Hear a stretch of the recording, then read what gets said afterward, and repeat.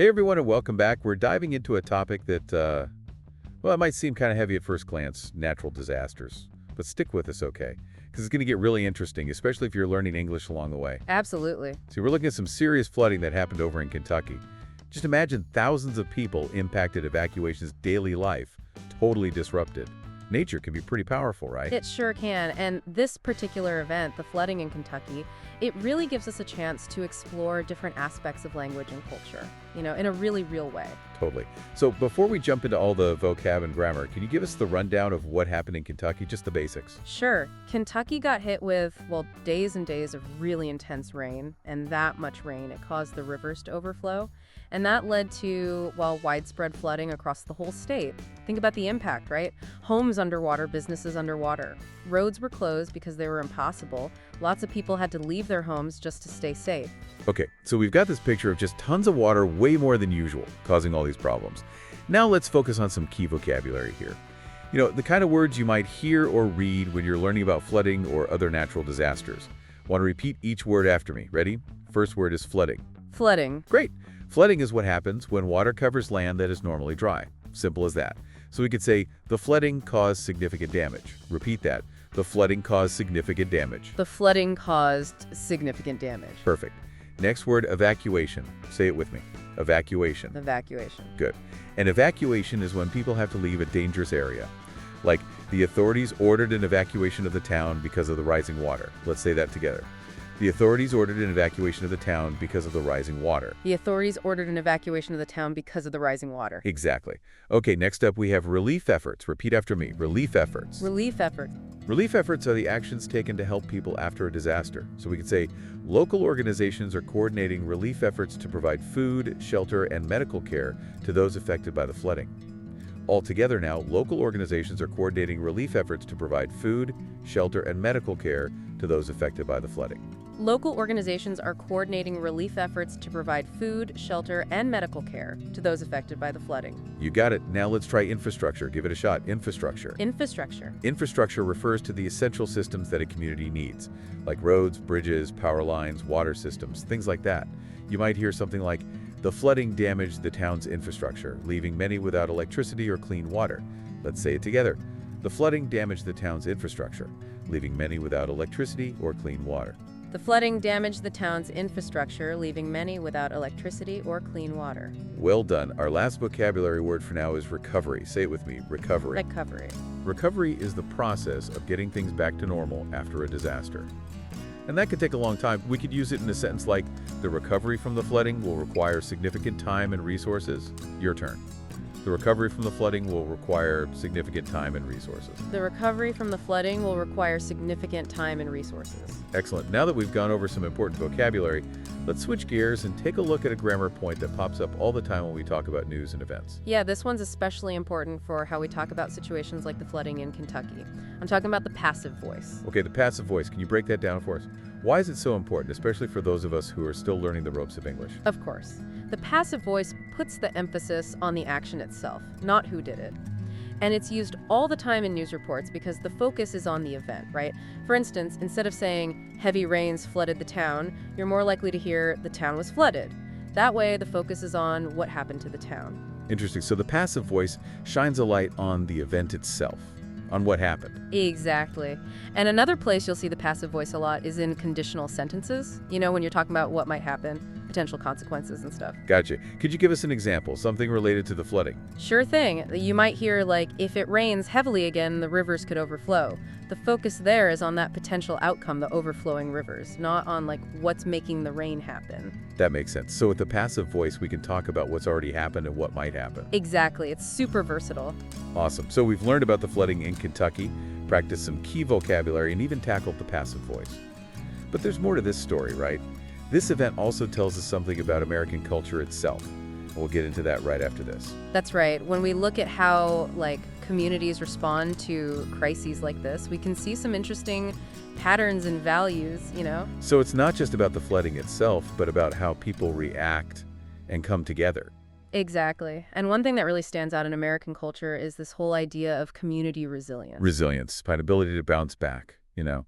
to overcome challenges. Right, and in Kentucky, we saw that resilience in action. People helping their neighbors, volunteers, giving their time and resources, local organizations working hard to coordinate all those relief efforts. It's inspiring, right, to see people coming together to support each other when things get tough. It really is, and it's not just about individuals helping each other. You've got local governments and aid organizations playing a big role too. They provide resources and support to help those communities get back on their feet. So there's this whole network of support that kicks in when something like this happens. Exactly, and that's often seen as like a hallmark of American culture, this spirit of volunteerism, this willingness to help those in need. It's really heartwarming to see. It's a reminder that even when things are tough, there's this underlying current of compassion and support. Absolutely. Now, shifting gears a bit, I think it's important to talk about the role of the media in all this, in covering events like the Kentucky flooding. Yeah, the media plays a big role in shaping how we understand these events. Right, they decide what stories get told, how they get told, who gets a voice. And in today's digital age, we're just bombarded with information from every direction. Totally. News reports, social media, videos, photos, it can be a lot to take in. So how do we navigate all of that? How do we make sense of it all? Well, that's where critical thinking skills come in. We need to be able to evaluate the information we're getting, figure out what's fact and what's fiction. And we need to be aware of any potential biases, in how the information is being presented. Absolutely. Different media outlets, they might have different perspectives or agendas. So it's important to look at a variety of sources and to be critical of everything we're seeing and hearing. Exactly. Ask yourself questions, like who's presenting this information? What are their motivations? Are they showing us all sides of the story? Right. And the language that's being used is important too. Word choice can really impact how we see things. Like, how would you describe what happened in Kentucky? Would you call it a disaster or a crisis? Good question. You could use either word, but they have slightly different vibes, Disaster feels more sudden, more severe. Yeah, whereas crisis suggests something more prolonged and complex. And that choice of words can influence how people respond emotionally. For sure. It can affect how urgent they feel, how willing they are to help, even how they understand the situation as a whole. So being aware of those little nuances in language is really important. It's huge. It helps us be better critical thinkers, more informed citizens. Okay, so we've talked about community resilience, the role of the media, the power of language. But there's another big piece of this conversation we haven't touched on yet. And what's that? The psychological impact. The impact of disasters like this on people's minds. The flooding in Kentucky. Ah, yes. The emotional toll. That can be just as bad as the physical damage, sometimes worse. Absolutely. People go through trauma, loss, displacement, so much uncertainty. It can really affect their mental health and well-being. And that's where empathy comes in. Empathy. Understanding what others are going through and being there for them. Exactly. It's about recognizing the human cost of these events and having compassion for those who are suffering. And we can develop that empathy through language, right? By reading people's stories, listening to different perspectives. Right. It helps us connect with others on a deeper level and understand the shared humanity that we all have. Well said. Now, as we wrap up this part of our deep dive, I want to leave you with a question.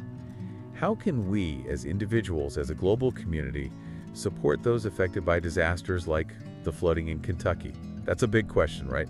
We've talked about empathy and support, but what can we actually do? Like, what are some real steps we can take to help after a disaster like what happened in Kentucky? Well, there are a bunch of ways to help, even if we weren't directly affected by the flooding. Donating to relief organizations is a big one.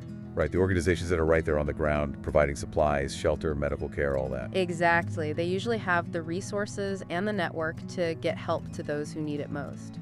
I imagine it's important to do your homework, though. Make sure your donation is going to an organization that will use it well.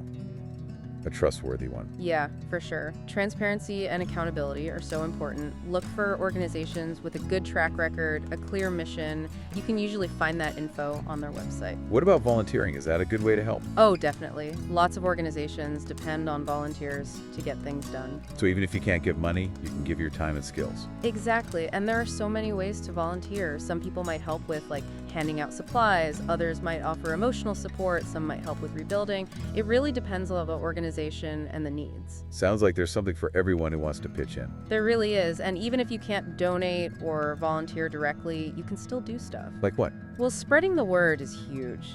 Sharing information on social media, talking to friends and family about what's going on, even pushing for policies that tackle climate change and disaster preparedness, that all makes a difference. so even those smaller actions can ripple out. Exactly. It's all about using your voice, your platform, to let people know what those affected need and to push for changes to prevent future disasters, or at least make them less damaging. And it's about staying in the loop, right? Staying informed. Yeah, for sure. The more informed we are, the better we can be as advocates and supporters. And don't forget just plain human connection.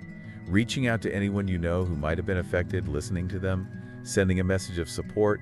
Those small things can really help people through tough times. Absolutely. Sometimes just knowing someone cares can make a huge difference. So true. Well, this deep dive has really shed light on so much about the flooding in Kentucky. It's not just a news story. It's a story about people, about resilience, community, the challenges we face as a global community, and the chances we have to come together and support each other. And it's been a great chance to explore language, too, how it helps us understand these events, talk about them, connect with each other, and work towards solutions. Exactly. So to everyone listening, keep learning, keep exploring, and keep using your English to engage with the world around you. Whether it's reading news, listening to podcasts like this one, or talking with people from different cultures. Every step you take in your language learning journey makes your world bigger and helps you understand our interconnected world. And remember, even when things are tough, there's always hope. There's always room to grow and a chance for things to get better. Such a great thought to end on. Thanks for joining us for this deep dive into the Kentucky flooding and all the different things it brought up. Until next time, keep learning, keep exploring, and keep the conversation going. Thanks for joining today's chat on Your Daily English Spark. If you enjoyed this session and want to keep improving your English, don't forget to like, subscribe, and hit the notification bell. What topic would you like us to cover next? Let me know in the comments. And don't miss our next episode, where we'll dive into mastering small talk. See you next time.